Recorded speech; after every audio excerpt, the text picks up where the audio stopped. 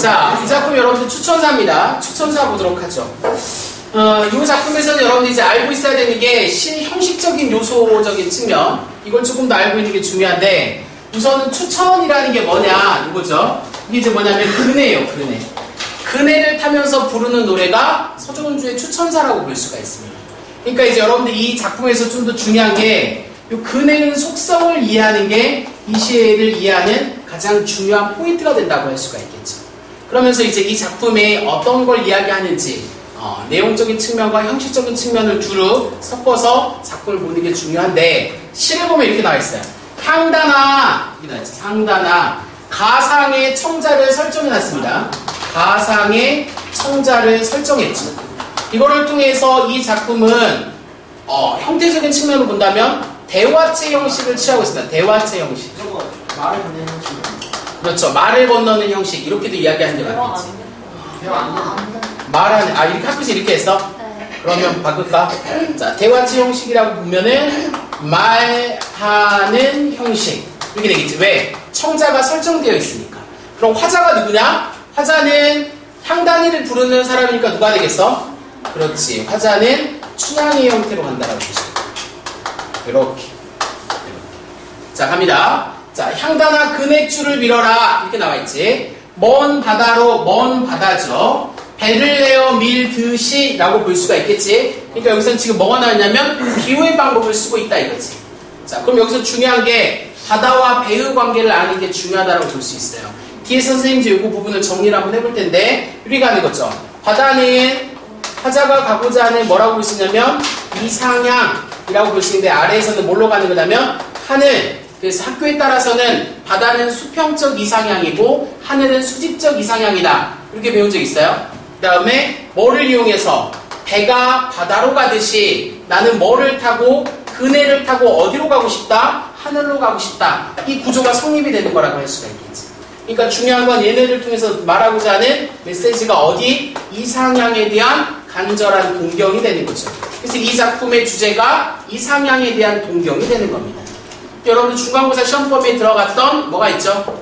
이상향에 대해서 동경했던 거. 깃발이 있지. 그러니까 관련 작품으로 간다면 유치원의 깃발이 관련 작품이 되는 거라고 볼 수 있습니다. 하여튼 화자는 지금 어디에 가고 싶어? 바다에 가고 싶다 이거지. 그러니까 정확하게 이야기한다면 얘가 가고자 하는 이상적 공간은 하늘인데, 이 하늘을 뭐를 통해서 비유적으로 드러냈다는 거지. 배가 어디에 가듯이? 바다에 가듯이 나는 그네를 타고 어디에 가고 싶다? 하늘, 이상적 공간으로 가고 싶다. 이렇게 이야기 될 수 있는 겁니다. 자, 그 다음 봐봐. 이 다소곳이 흔들리는 수양버들 나무와 백앤모에 놓인 듯한 풀 꽃더미로부터라고 볼 수 있으니까 이 두 가지가 어디라고 볼 수 있냐면 화자가 놓여있는 현실이야. 현실을 벗어나서 이상향으로 가고 싶다라고 할 수가 있겠지. 자, 근데 겉으로 봤을 때는 이러한 현실적 공간이 되게 뭐하게 보이지? 아름답게 보인다라고 볼 수 있지. 상황이 아름다우면 아름다울수록 얘는 더 어디에 가고 싶냐면 이상향에 가고 싶다라고 할 수가 있다는 거죠. 뒤에 봐봐. 자자리 나비새끼 꾀꼬리들로부터 라고 해놨으니까 여기도 현실을 드러내는 거지. 아주 내어 밀듯이 향단아, 이러한 현실에서 벗어나 어디에 가고 싶다? 이상향에 가고 싶다. 그럼 여기서 여러분들 의문을 가할 수가 있어야지. 선생님, 현실이 이렇게 좋은데 왜 이상향에 가고 싶을까요? 이렇게 물어보는 거지. 그러면 이 작품이 뭘 모티프로 하는 거냐면 춘향전을 모티프로 하는 거라고 볼 수 있지. 그렇게 본다면 뭐라고 볼 수 있냐면 춘향전의 핵심적인 갈등 양상이 뭐라고 볼 수 있지? 신분이야. 신분으로 인해서 발생되는 사랑의 갈등이라고 볼 수가 있겠지. 그러니까 세상은 이렇게 아름다운데 우리의 사랑은 이루어질 수 없단 말이야. 그러니까 춘향이가 가고자 하는 건 이 현실이 아니라 현실을 벗어난 이상향으로 가고 싶다라고 말할 수가 있는 거죠. 무슨 말인지 알겠지? 그래서 이렇게 현실을 아름답게 그려놓은 이유는 더 뭘 크게 하기 위해서 이상향에 대한 동경을 부각시키기 위해서. 현실이 아름다우면 아름다울수록 더 우리의 사랑이 이루어질 수 있는 이상향으로 가고자 하는 거죠. 무슨 말인지 알겠지? 구조가 이렇게 만들어진다라고 할 수가 있습니다. 됐어요? 자, 그 다음에 뒷부분으로 넘어가서 보면은 그 뒤에 이렇게 나왔습니다. 산호도 섬도 없는 저 하늘로 라고 볼 수가 있겠지. 자, 여기서 이제 화자가 말하는 이상향이 구체적으로 어디로 나와 있습니까? 하늘이라고 볼 수가 있겠지. 그러면 산호나 섬은 현실적 공간이야. 즉 화자를 뭐하게 하는, 갈등하고 흔들리게 하는 요소라고 볼 수가 있다 이거지. 여기에서 벗어난 어디로 가고 싶어? 저 하늘로 가고 싶다 이 말이지. 그러니까 제발 나를 밀어 올려다오 라고 할 수가 있죠. 채색한 구름같이 나를 밀어 올려다오. 왜? 구름은 어디에 갈 수 있으니까? 하늘에 갈 수 있는 존재니까 나도 구름처럼 어디에 가고 싶다? 하늘에 가고 싶다 이 말이지. 이 울렁이는 가슴, 이 울렁인다라는 건 어떤 거지? 설렘의 마음을 갖고 있지. 어디에 갈 수 있다면? 이상향인 하늘에 갈 수 있다면 나의 마음은 지금 막 울렁울렁 거린다라고 볼 수 있지. 그래서 화자의 소망이 좀 더 심화되고 구체화된다라는 게 이 부분에 나타난 표현이라고 할 수가 있는 겁니다. 자, 그러다가 이 시에서 중요한 부분은 요 형태의 구조인데 서로 가는 달의 가치는 나는 아무래도 갈 수 없다 이 말이야. 이때 달과 나가 나와 있는데 어떤 거냐면 대조적인 상황이 나타나 있다고 볼 수 있지. 이 달은 어디로 갈 수 있어? 하늘로 갈 수 있는 존재지만 나는 그렇게 하늘에 올라갈 수 있다 없다? 없다라는 거죠. 이게 학교에서 이렇게 합니다. 인간으로서 느끼는 한계라고 볼 수 있고 이상향에 대한 뭐라고 볼 수 있냐면 좌절이다 라고 이야기할 수 있어요. 근데 공부를 조금 더 심화시켜서 간다면 얘가 왜 이상향에 대해서 한계와 좌절을 느끼는 거냐? 춘향이는 지금 어디에 있죠? 그렇죠. 근해에 있습니다. 여기서 여러분들이 알고 있어야 되는 게 근해의 속성이라고 볼 수가 있겠죠. 근해는 줄에 매달려 있기 때문에 올라가면 반드시 뭐 해야 되는 거지? 내려가야 되는 거라고 볼 수 있지. 이게 한계적인 거라고 볼 수가 있습니다. 됐죠? 자, 그래서 대부분 여러분들이 그 전에 배웠던 유치원의 깃발에서는 이상향에 대해서 동경했지만 좌절했단 말이야. 그래서 그 깃발의 제일 마지막에 보면 그 애달픈 마음을 제 맨 처음 발주한 그는 이런 식으로 마무리가 되어 있는데 이 시는 거기서 조금 더 발전하는 거지. 이룰 수 없지만 다시 한 번 더 뭐 하는 거라고 볼 수 있냐면 소망해 보는 거라고 볼 수 있지. 바람이 파도를 밀어 올리듯 다시 반복하는 거야. 그렇게 나를 밀어 올려다오 라고 볼 수가 있습니다. 처음에 나왔던 형태가 그대로 반복적인 구조를 취하고 있다고 볼 수 있지. 자기는 다시 한 번 더 그러한 소망을 간절히 바란다라는 게 이 시가 갖고 있는 특징이라고 할 수가 있겠지. 그래서 기본적인 구조가 처음과 끝이 반복적인 구조를 가지고 있으면서 화자의 간절한 소망을 이야기하는 거라고 볼 수 있고 그 소망을 주로 뭐를 통해서? 비유를 통해서 드러냈다라고 볼 수가 있겠지. 이해돼? 그래서 쉽게 이야기한다면 여기서 이 근해는 뭘 상징하는 거냐? 화자 자신을 상징하는 거라고 볼 수 있지. 근해는 뭘 갖고 있어? 한계를 갖고 있단 말이야. 어떤 한계? 올라가면 반드시 뭐 해야 돼? 내려와야 되는 한계를 갖고 있지. 화자도 역시나 마찬가지지. 이상향에 대해서 동경하지만 그 꿈을 이룰 수 있어요? 없어요? 없는 인간의 한계를 드러낸 게 추천사라는 시가 되는 거지. 오케이? 이게 이제 추천사에서 여러분들이 기본적으로 알고 있어야 되는 구조라고 할 수가 있는 겁니다. 이렇게 정리하시면 되겠죠. 자, 그럼 좀 더 세부적인 것들을 D페이지에서 제가 좀 더 간단하게 설명을 하면 D를 봅시다. 자, 이 시를 보게 되면 제재는 근에 띄는 춘향으로 되어 있고 주제는 초월적 이상세계에 대한 갈망과 운명적인 한계를 자각하는 거다. 통사 구조는 뭐를 통해서? 반복을 통해서 뭐를 형성했다? 리듬감을 형성했다 라고 볼 수가 있죠. 그 다음에 주로 근해의 운동에 따라서 시상에 전개된다. 왜? 올라갈 때는 소망이 나타나고 내려올 때는 뭐가 드러나는 거지? 좌절하는 거야. 근데 근해의 속성은 다시 또 뭐 하는 거지? 올라가기 때문에 뭘 할 수 있어? 소망을 할 수가 있다는 거지. 근해가 올라갔다 내려왔다. 올라갔다 내려왔다. 이런 형태로 시상을 전개한다라고 볼 수 있고 고전 소설인 춘향전을 모티프로 해서 전개하고 있는 게 이 시가 갖고 있는 특징이라고 할 수가 있는 겁니다. 오케이? 이렇게 여러분들 정리할 수가 있고요. 그 다음에 그 뒷부분을 보게 되면은 요건 여러분들 쭉 읽어보시면 되고 구조적인 것만 간단하게 제가 이야기한 게 어디냐면 요 부분이 있어요. 자, 작품의 구조인데 여기 이제 뭐냐면 근해지, 근해. 자, 그래서 하늘은 어디랑 성격상 바다랑 유사한 형태지. 그러니까 바다를 통해서 말하고자 하는 이상향이 하늘이라는 거죠. 그거를 초월적 이상세계로 바라볼 수가 있지. 그리고 근해는 화자 자신을 분신으로 볼 수 있고 땅은 어떤가? 현실적인 욕망의 세계라고 볼 수가 있습니다. 즉 화자는 이 현실, 세속이라고 볼 수 있습니다. 세속적인 욕망에서 벗어나서 어디로? 이상적인 하늘로 가고 싶다라고 볼 수가 있겠죠. 자, 그래서 근해의 속성은 발을 구르면 위로 올라갔다가 내려오는, 세게 구를수록 더 높이 올라가기 때문에 더 빨리 내려온다라는 한계적 속성을 갖고 있다. 아까 선생님 근해는 올라가면 반드시 뭐한다? 내려온다. 그래서 그네의 한계는 지상에 뭐 있다? 고정되어 있지. 결국은 지상적인 걸 벗어날 수 있어요? 없어요? 없는 존재다 라고 할 수가 있는 겁니다. 그래서 춘향의 상황의 연계성으로 본다면 현실에서 벗어나려고 강하게 열망할수록 더욱더 현실의 한계를 깨닫게 된다라고 볼 수가 있겠죠. 그게 이 작품을 구조화시키는 간단한 모습이라고 할 수가 있습니다. 이게 추천사에서 여러분들이 기본적으로 알고 있어야 되는 핵심 내용이 된다라고 정리할 수가 있겠죠. 오케이? 자, 이렇게 여러분들 정리하시고요. 그 다음 이제 관련 작품 있죠. 관련 작품 한번 봅시다. 이 작품의 관련 작품으로 나온 게 뭐가 있죠? 풀이 있네요. 풀. 자, 풀이 이제 관련 작품 학습 활동에 풀이 나온 이유는 뭐냐? 한번 보도록 하죠. 자, 여기는 구조 때문에 그렇습니다. 반복이야, 반복. 반복적 구조를 취한다라는 게 공통점이야. 내용적인 게 아니야. 구조적인 반복이 나타났다는 거지. 자, 어떻게 나타났느냐? 이 작품은 대상이 풀이에요. 풀. 김수영의 풀입니다. 그러면서 이제 반복적인 풀의 속성을 제시하면서 이 속성을 통해서 풀에 대해서 말하고자 하는 메시지가 들어가 있는 건데, 풀이 눕는다. 비를 몰아오는 동풍에 나부껴 풀이 눕고 반복되어 있죠.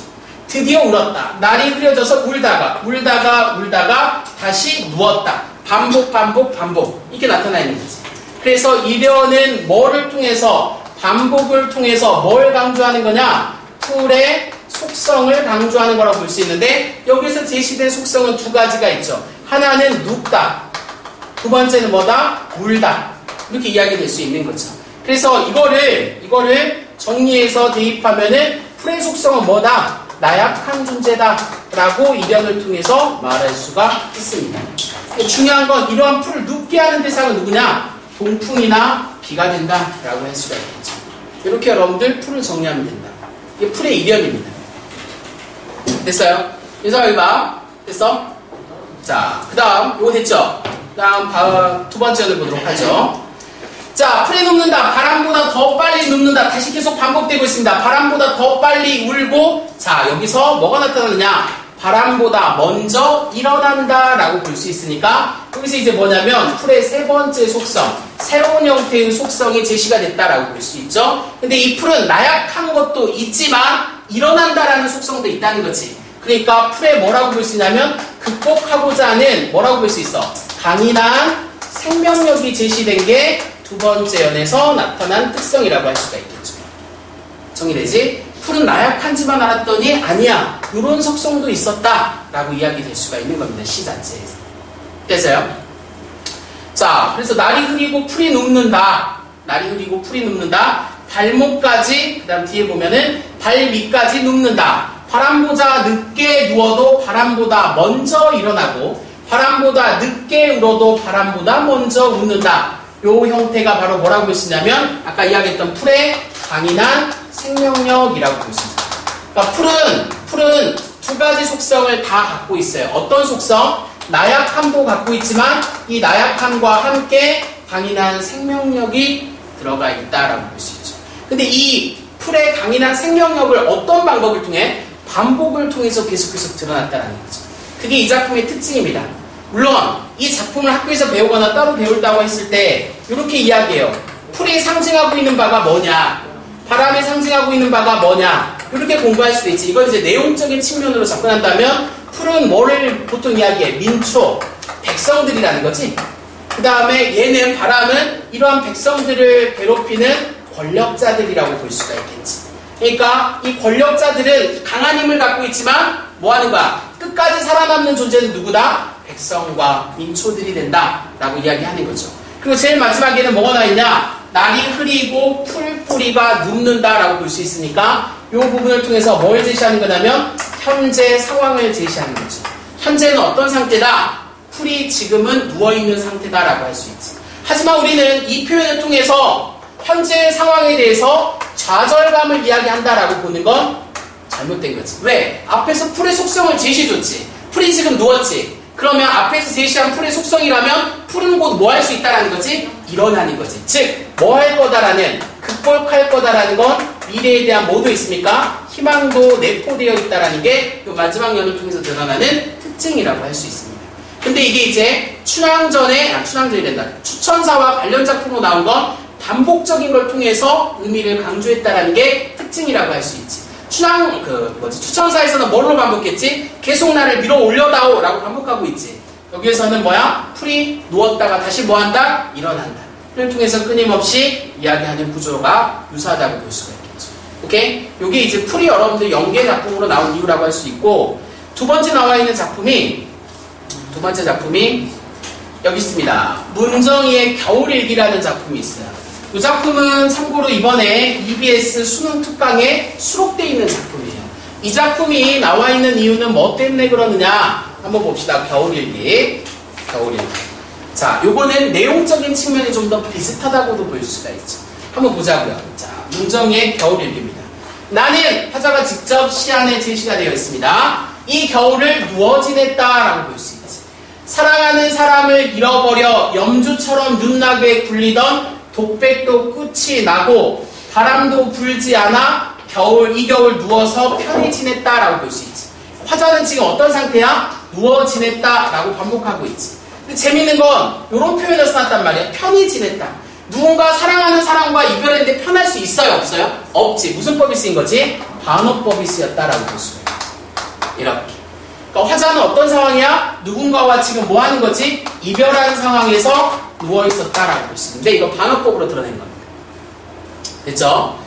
저 들에선 벌거벗은 나무들이 추워 물어도 서로서로 기대어 숲이 되어도 나는 무관해. 자, 그러면 뭐가 있냐? 밖에 나와 있는 나무들과 나는 어떤 상태냐면 대조 상태야. 얘네들은 서로서로 뭐 하는 거야? 위로하면서 있는데 나는 전혀 그렇지 못했다 이 말이라고. 무슨 말인지 알겠지? 얘네들은 서로서로 왜? 겨울이잖아. 겨울에 나무들이 얼마나 외롭고 쓸쓸하겠어. 근데 그러한 나무들이 서로 위로를 주면서 함께 하는데 나는 그러지 못했다라고 볼 수가 있겠지. 얘네? 그래서 나는 무관해서 어떻게 보자고. 나무와 객관적 상관입니다. 그렇지. 그렇게 되겠지. 나의 뭐를 부각시키는 거야? 외로운 심정을 부각시켜주는 거지. 자기들끼리 서로 기대어 함께 있다 이 말이지. 그러니까 이제 여러분들 앞에서 공부했던 것과 연계선상으로 갈 수가 있겠지. 얘네들은 서로 있으면서 나의 외로움을 심화시켜주는 거니까 객관적 상관물을 볼 수가 있겠죠. 됐어요? 자, 그러면서 뒤에 걸 갑시다. 자, 문 한번 열지 않고 반추동물처럼 죽음만 꺼내 씹는다 라고 했어요. 이것도 우리 배운 표현인데 죽음만 꺼내 씹는다 이거 뭐였지? 그렇죠.